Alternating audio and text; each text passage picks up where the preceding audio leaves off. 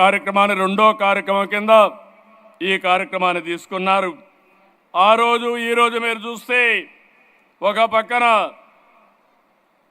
శివమణి అప్పుడు వచ్చాడు, ఈరోజు కూడా వచ్చాడు. చాలా సంతోషం. ఈరోజు మీరు ఇక్కడ పనిచేసిన వాళ్ళు చూస్తే తమన్ గారిని మనస్ఫూర్తిగా అభినందిస్తున్నాను. ఒక్క రూపాయి కూడా తీసుకోకుండా నా వంతు కర్తవ్యంగా ట్రస్టుకు పనిచేస్తానని ముందుకొచ్చారు. వారి స్ఫూర్తికి మనస్ఫూర్తిగా ధన్యవాదాలు.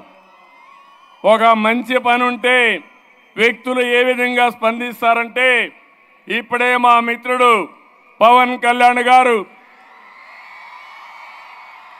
1,00,000 రూపాయలు టికెట్ తీసుకోకుండా 50 లక్షల రూపాయలు ట్రస్ట్కి విరాళంగా ఇచ్చాడంటే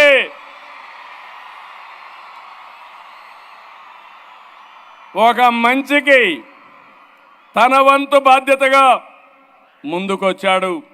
ఆయన్ను కూడా మనస్ఫూర్తిగా అభినందిస్తున్నా. నేను ఈరోజు ఇంతకంటే ఎక్కువ మాట్లాడను. ఎక్కువ మాట్లాడితే కరెక్ట్గా ఉండదు. ఇక్కడ రాజకీయాలు లేవు.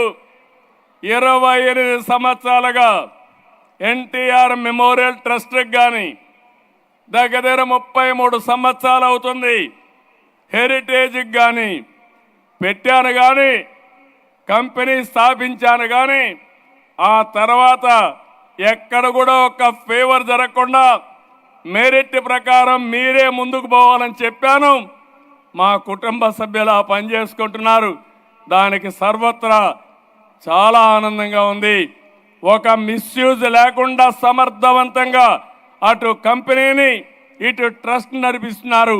వారిని మనస్ఫూర్తిగా అభినందిస్తూ ఈ సేవాభావం అందరిలో రావాలి. ఇది ఒక్కరి బాధ్యత కాదు, మనందరి బాధ్యత.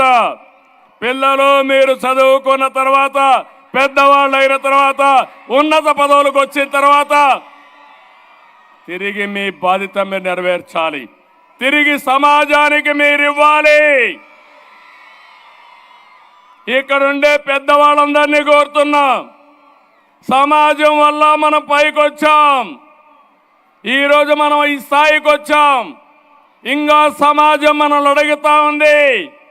పేదరికం ఉంది, ఆరోగ్య సమస్యలు ఉన్నాయి, విద్యా సమస్యలు ఉన్నాయి.